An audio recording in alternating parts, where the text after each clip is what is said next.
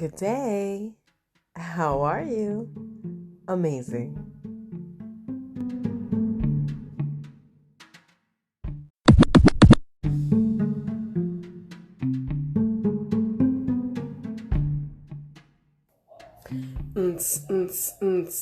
Ooh, that energy.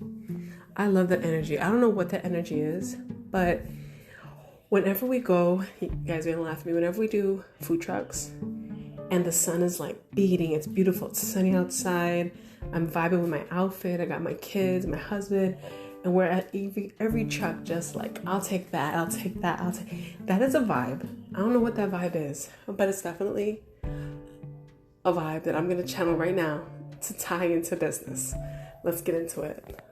That vibe. That's the vibe.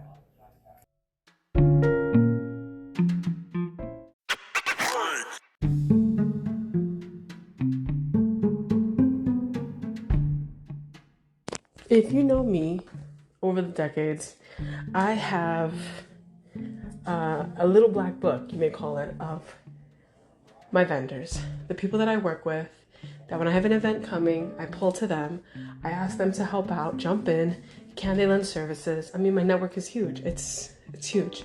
So if I need vendors to be somewhere, they'll be somewhere. Sometimes I have the vendors that I stay true to because I see they always come through, and those are the ones that I'll be like, look, you've got first dibs. And then I see maybe these vendors won't work, so I'm not going to pull them in. But I love that energy they have. The vibe of the energy of a vendor is this is their lifeline. They are their own boss. They don't need to ask anyone to do anything for them that they can't do on their own mindset. The other day, I was doing my own thing. I don't know what I was doing. I was walking my kids, whatever, and I was sweating. But I'm a person that I like to sweat. I don't know how you feel about that.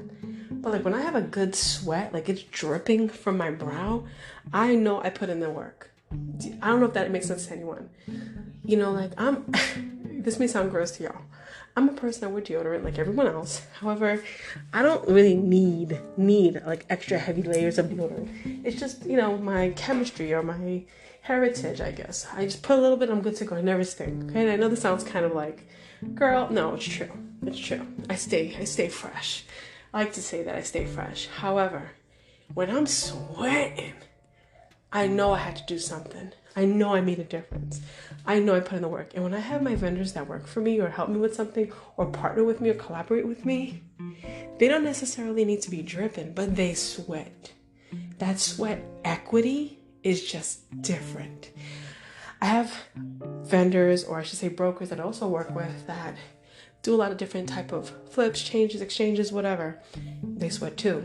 When I see someone that they don't understand the liquid gold of sweat equity, they don't understand that, then it's okay. It's like you stay in your lane, I stay in mine. When I go to a food truck space, there's sweat equity there.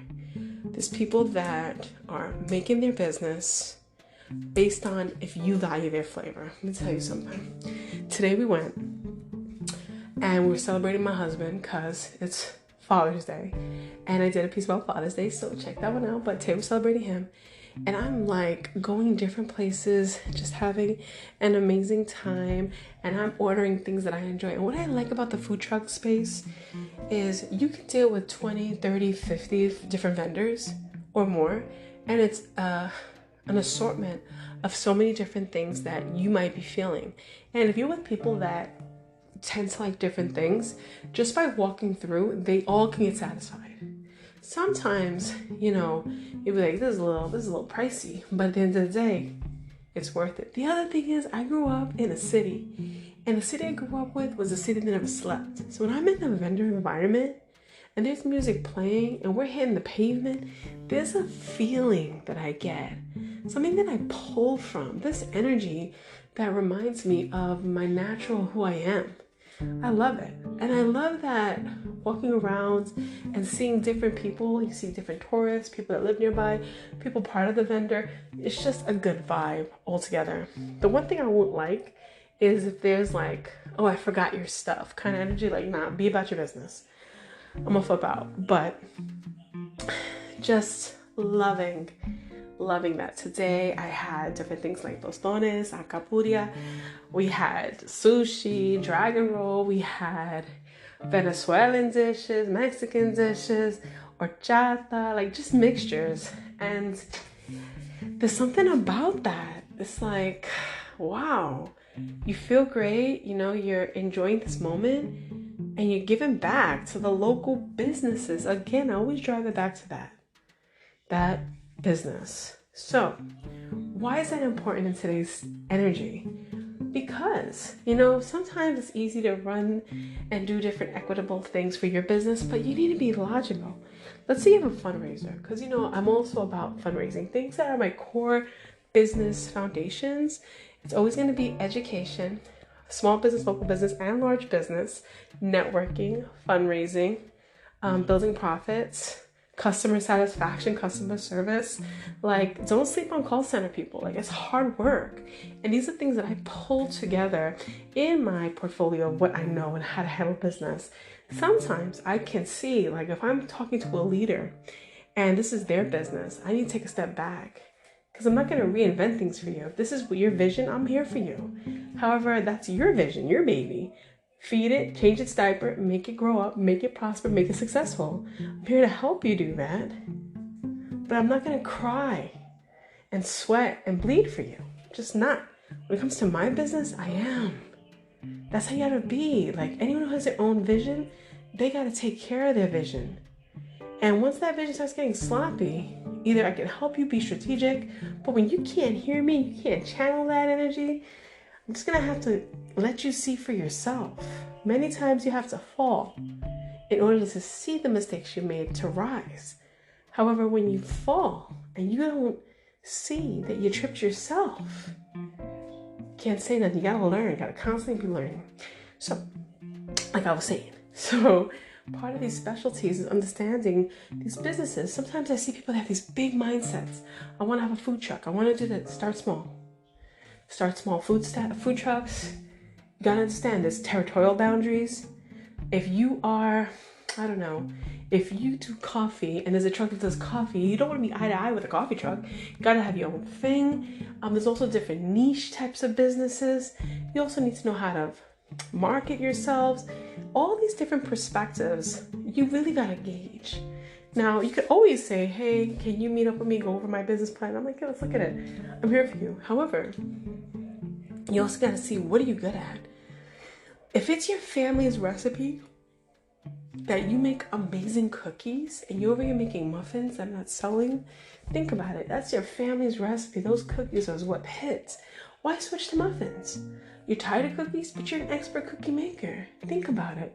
One day, when you are huge with cookies, then move to muffins. But right now, you can't just jump into muffins because you don't own that market. You don't own your recipe. You need to be able to own that recipe. What is making your recipe, right? What is it?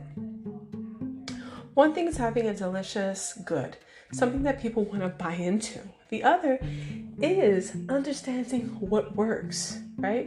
So like, let's say you have a lemon poppy seed, and then you have a key lime, and then you have an orange citrus. Well, you just left out all your chocolate people. Now you have chocolate, macadamia, you have pecan chocolate, you have Nutella. That's all you have. Well, now you left out your vanilla, folks. You got to understand, you need a balance. What is your number one seller? What's your number two seller? In this community, everybody likes peanut butter. Oh, let me move to peanut butter. In this community, everybody wants fruit and citrus. Move to fruit and citrus. In the morning time, maybe it's a mimosa hour. In the nighttime, maybe it's a heavy coffee hour. You need to understand, what are the peaks? You need to know your business better than anyone else. Because if I go into your business and I see that you're busy every day 8 o'clock in the morning, and you're not busy at 11 o'clock, but you're overstaffed at 11 and understaffed at 8, something's not right. How can I see it? But you don't. You got to tap in. When you go to a food truck, when someone has a food truck, they're tapped in. They already know. Today, we're walking past the food trucks, and my kids are like, Mom, calm down. And I'm like, I'm not going to calm down. Like, I'm looking for certain things. And then I'm like, I want fried chicken. We walk past, there's a spot that has fried chicken. I was like, dang, but is that fried chicken going to hit? And they were like, you want to taste? Have a sample. Oh, they're smart enough to know to make samples. That's a smart move, because not everybody's going to waste their product to sample it for you that might not buy. But if you already see I'm ready for it and you know your product's going to hit and you offer me the sample, that's the moment. Now, the other thing is, this person's hungry. Now's the time to hit. When they're walking around, just browsing, not hungry, no problem. The other thing is, know where the bathroom is. It's so funny. Where's the bathroom? Oh, yes, yeah, but come back to me. Okay, I will. Now I made a promise, right? I'm going to come back to you because you told me the bathroom is. I owe you. It's that level of, I'm obligated to help this person. Right? You see a mom with a whole bunch of kids. Hey, if you buy one, I'll give you a special. Right? You see somebody coming in there tired from work. Maybe they need something refreshing. Like, that's when you go to a food truck, they already know. They know. They see all the different people. They know. They were playing the music and I was like moving a little bit. They made it louder. I started moving. They made it more loud. I was like, oh, you know me. Yeah, that's my jam. Because I'm getting into it. I was like, waiting for my acapuria. Like, feeling amazing. This is kind of the energy that I want you to think about your business. All right, we're talking about food trucks. Sometimes you see a dog wash come up, right? They know about their business, the animals they wash. What do you know about that's marketable? I have so many kids come up to me. I don't know. I want a job. No one's hiring. And I'm like, well, what are you marketable? Okay, what are you good at? Well, I'm not good at anything. And I can understand them. As a young age, they feel they're not good at anything. But you must be good at something. I know this young person. They make amazing brownies. And I'm like, wow, you should like sell them. Then they did. And now I'm having an event coming and I'm like, look, we're going to have an event. Do you want to make money? And can you give back to a business for our cause? The answer is yes and yes and yes. Come on, get ready. I'm going to tell you the date, the time. Be ready. Be ready, because this is your moment. Then I have another kid, and I'm telling you kids, like maybe 16, 25. And they do nails. I'm like, look, be about your business. Maybe come up with a design palette that you can give quick designs to people. And when they walk by, say, I give you a design, here you go. And get ready. Because when I have events and I pull you, it's an A game. It is an A game. My own kids, I'm like, I'm having an event. Do you want to be a part of it? Yes or no? You may earn $0 or you may earn based on what you can produce. Think about it. Now, here's an example. Let's say you make scarves. We're in Florida. So maybe you don't make scarves, make bandanas. Now we're going to an area that the most popular color there is green. Well, how would you know what the popular color is? You check your marketing, you check your demographics. You could Google it even. Are all the schools here? All the schools are looking for panthers. All the schools are here for the knights. All the schools are here for whatever it is, the unicorns, the seahorse, whatever it is. Make some with those prints, because you're guaranteed if you're in a local area, those parents are going to come through and be like, hey, my kid goes to the school with the unicorns. I have a whole bunch. These are the most popular colors for the area, but I also have some other colors that might work. You see that? Now you have made sense to your business. And if they all hate the color yellow because that's the competitive town, don't make yellow. Or keep it to the side because that won't be popular unless someone's like, hey, do you have yellow? Think about it. If bumblebees are trending, have a bumblebee bandana ready to go. Got that? Think about it. Here's a good example. We're coming into the 4th of July. You're thinking sweet tea lemonade. You're not thinking pumpkin spice. You feel me? You gotta know your season, your reason. No need to cause treason. You gotta be ready to be about your business. And this is what I love to talk about. So today at the food truck spot, it was amazing. We had a great time. And we went to different food truck spots. We were like, no, we're not filming this food truck spot. And then we got to the spot. We were like, yeah, let's go there. It was amazing. We had great food, great ambiance. It was just on. It was hot, but it was the right type of food truck hot. And we had an amazing time. We didn't spend that much money, but we spent good money. And we felt amazing about it. Let me know how your food truck experience goes. Keep me posted. And thank you guys for shouting out about being a part of the network. If I have events coming up and you're interested, leave me a message. 100%, I can add you to my rotating list. Take care. W.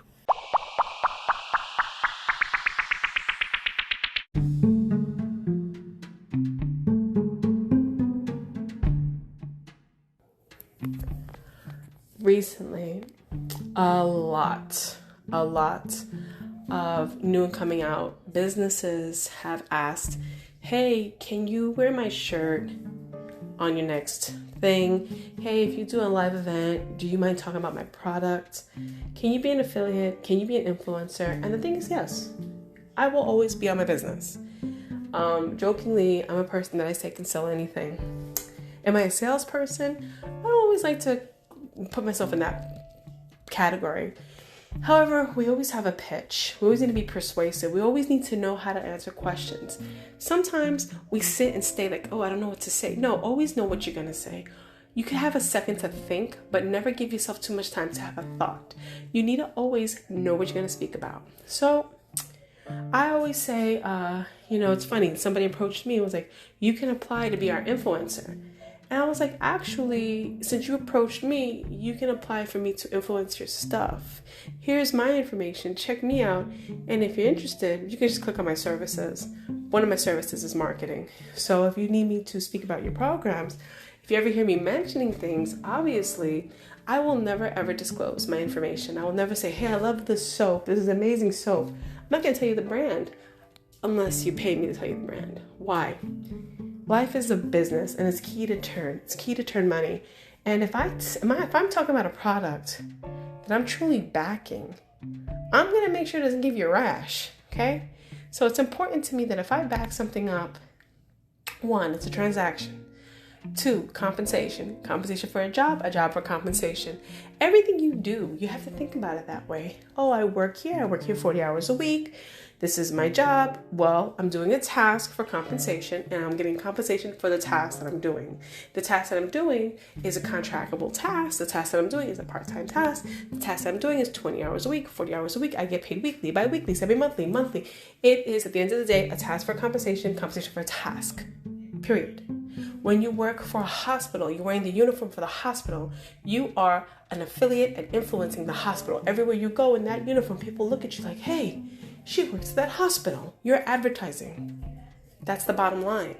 Therefore, you're always turning in marketing. You may not realize it.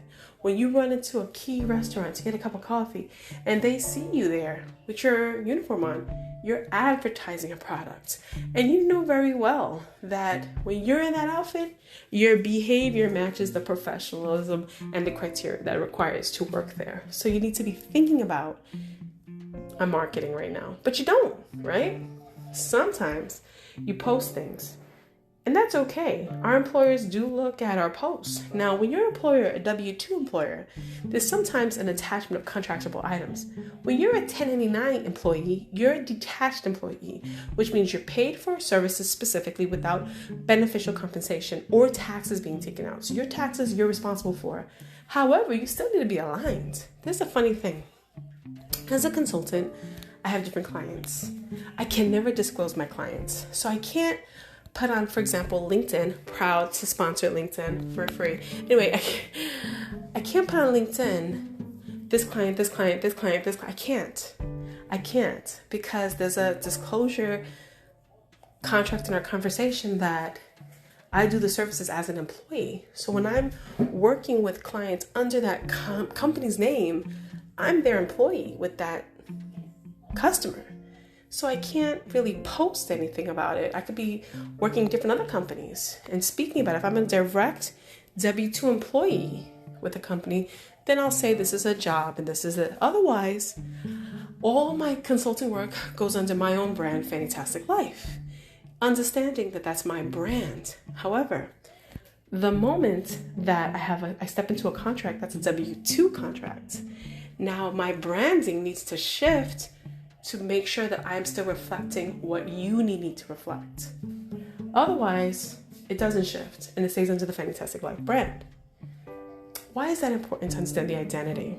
Well, it is important because when an influencer says to me, hey, I saw you somewhere well, I'll tell you, somebody saw me a long time ago in New Jersey. And they were like, oh my goodness, I saw you at the supermarket I almost said the name. I saw you at the supermarket and wow, you were talking to people, but I know I follow you on your podcast and blah, blah, blah, blah, and on your Instagram. This is, COVID time. And can you just wear my sweatshirt? I'll send it to you. So they sent it to me and I wore their sweatshirt. Their sweatshirt sold out. I'm just saying. That was crazy. They could not sell this color, right? And the funny thing is, the color is one of the colors I love to wear. So I'm a person that I'll tell you off the bat, my favorite color is pink and black, but it's also lime green, like a neon lime green and maybe neon green. And that was the color that they couldn't sell. And it was off season, but they had so much to move and I wore it. And guess what? It sold. The thing that's funny about that is after COVID, I kind of went dormant, like need healing time in my life, right? But that product continued to sell. And guess what? I got my affiliate's fee. My affiliate's fee for that shirt was about 5 cents a shirt. However, I got a check for $5,000. What else did it sell? Well, it sold anything in that color line, anything in that brand. So that $5,000 came in clutch. And I didn't expect it. I just didn't think about it. But that's also the thing you need to think about. I had to pay taxes on that because it was a 1099 fee. Everything you can do when you have a popular brand can help. Now, sometimes I'll do different things or wear different things or go different places based on the need for that affiliate fee or the influencer fee that someone wants me to work for them or do for them. Sometimes I visit places and I mention places because the service was just so amazing. Understand the differences. If I'm saying, hey, I'm just giving you accolades because you're amazing, it's because you are. Now, for those different companies that approached me, I'm open to it. I'm always open to it. The thing is, you have to understand that your personality, meaning your on-air personality or the person that you want, is who they are. So if someone's like, we're going to need you to cut your hair, or we're going to need you to, wear this and do that, that's not going to happen. Because in order to be true to my brand, I need to be true to my brand. My brand is based in business, and I'm happy to help and serve you for a fee. It works out. And of course, I'll take any swag. But anywho, I want you guys to understand how influencers and affiliates work. Now, some of you are like, hey, this person has 1,000 followers. This person has 10,000 followers. Sure, that's social media. Social media could be any of the big names of social media. But remember, sometimes you have your own presence outside of social media that's in the maybe hundreds of thousands. That's different. So, okay, I may have 100 followers here, 1,000 here, 1,000,000 here, 1,000,000,000 there, 1,000,000,000 hits. That's a lot. So, you can't always take it for face value. Sometimes you need to understand, well, this person has different types of businesses. I also have contractual businesses. I'm mentioning this too because you can expand what you do. You don't have to box yourself in your talent. If you're an excellent hair designer, you don't have to just do the hair in one spot. You can go to trade shows, you can go to schools, you can speak in career things, you could be a speaker, you can do anything you want.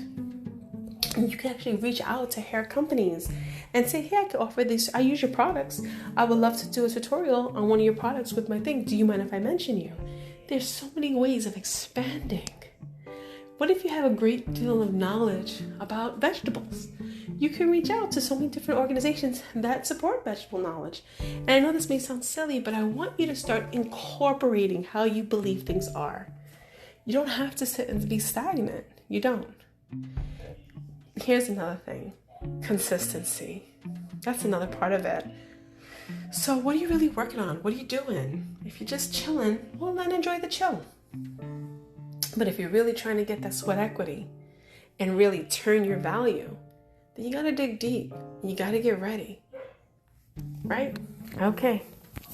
Thanks for taking this journey with me today. And I hope it's helped because I see some questions about it. And I hope this answers your questions. I'm always here for you. Let me know whatever else you need. Be well.